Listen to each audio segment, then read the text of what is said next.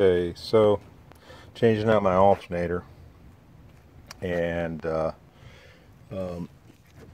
that's what it looks like without the alternator. So the big question is how to get the alternator without taking the bumper off and the radiator, like they say in the Haynes manual. Well, you just got to create space. You got to create space here. And so around here is how much space I created. I got it out. Wasn't really an issue. All it is just takes a little time. Not a big deal. But what I did do, I took out, if you look at the bumper here, this bar that's above the radiator, I took out this bolt, then I took out this bolt. Okay, I took out all these retaining screws, or these little plastic things. They're all brittle. I'm going to have to replace them, obviously. And then what I did too is I got this thing out of the way.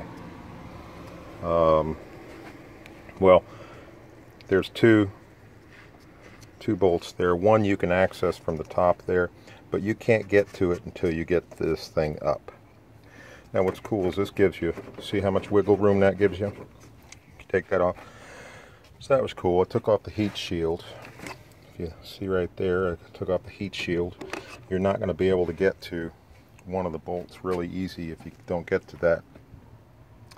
You know, took off the radiator hose. That was one of the first things I did. I thought I was going to need to take this off, so I moved it a little bit, but not much.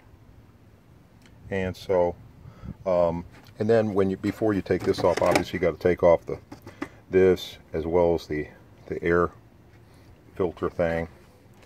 And then I moved there was two things. I think it's the oil cooler that goes from here to these things, this thing.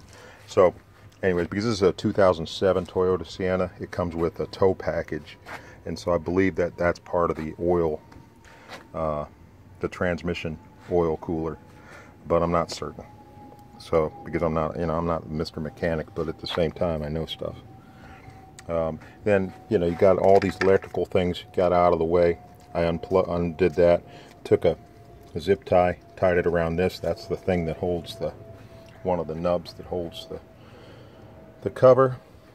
And at that point I just undid this bolt. You had to get in there on the side, undo the bottom bolt. There's another bolt. I don't know if you can see it. Probably not right there actually. Okay, and then this bolt to the top of it.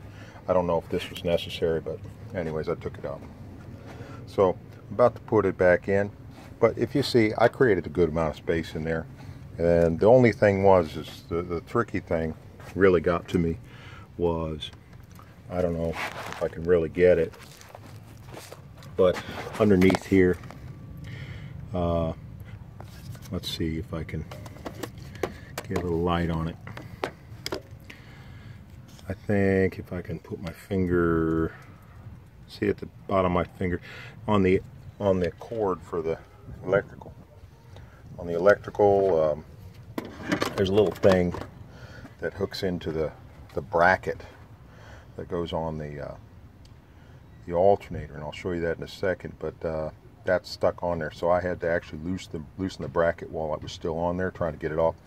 So that gave me enough clearance so I could stick my hand down there and get it. And I got decent sized hands, I guess. I'm using large gloves, if that tells you anything. So anyways, and then what I was going to do, just so you're aware, so let's say you wanted to change the belt tensioner, then what you do is you take off this compressor. Most likely what you'd have to do is have that evacuated beforehand according to legal specifications, and then so you could take it off and get freedom to work in there. Now the best way to do it would be to take the bumper off and the radiator, condenser, fans, assembly, whatever it is, then to take off the alternator and the air compressor, and then the AC compressor. Then you can get to it, because right there's the bolts. Now what I'm going to do is, I have a little wobble in my tensioner pulley, So I'm just going to change the pulley out, because apparently at AutoZone it recommends that if you have a wobbly pulley, you can change out the pulley. And the tensioners doesn't seem to be giving me a problem per se, but the pulley itself does. So anyhow, that's my engine. And by the way, don't forget to change that, or you're going to wreak havoc on your transit or your electrical system. Let me show you the. I'll walk over here and show you the this now. So here's the bracket and so on the end of the back of the bracket, that's that little thing right here. That's where that that's hooked up to that electrical. So that's the issue I had. That's the issue I had with getting that out of there. So it should be pretty much easy to put in. I hear from a couple of these YouTubers, they're like, oh, this is the hardest work in the world. Yeah, it took me a little time. It's going to take you some time to get it out, just because there's a lot of different bolts and moving things around. That's what you're doing. Otherwise, it's, you know, three or four bolts to get off the air conditioner, or the alternator. It's only 3 or 4 bolts. It's not like the biggest thing in the world. The only problem is everything around it. And so I lost a little coolant, and then a little oil in that thing. So I'm going to check my levels and stuff afterwards, and then we're going to fix it and take care of it. But it shouldn't be an issue.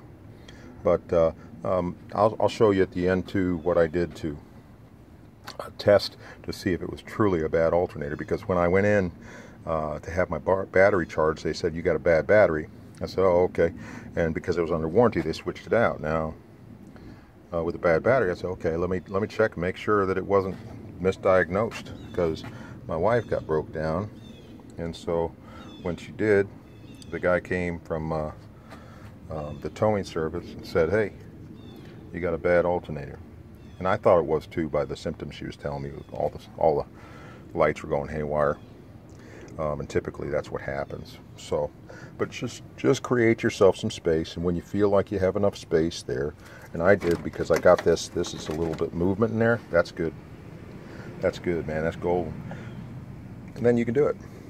You can do it. If I can do it, you can do it, Jack.